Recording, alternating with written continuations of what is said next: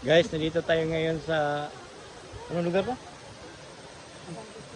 San Isidro. Dahil nagkaubusan ng cottage guys, ito na lang po yung naarkilahan namin. Ito na lang po yung natirang cottage.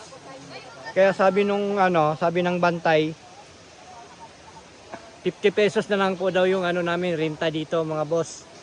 Ayan. Ito na lang po yung natira naming cottage.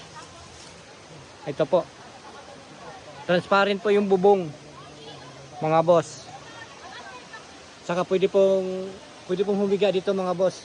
Ayan.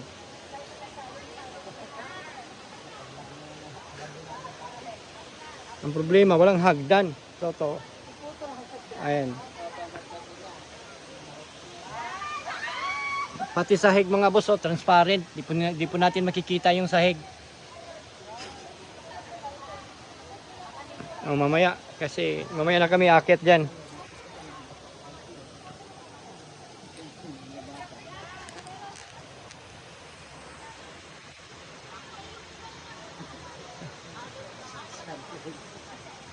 Ito po yung baon namin ngayon mga boss.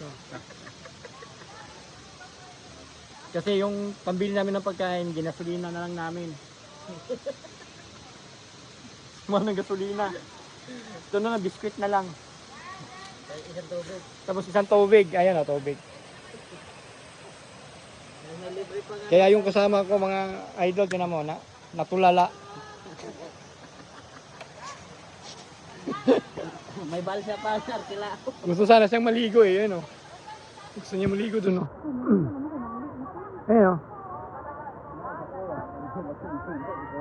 Ayun. Ako lang ba? May maligo ka ba? Mainit pa eh. Ano oras na? Sabi ko pa naman na ako magbayad ng gusto.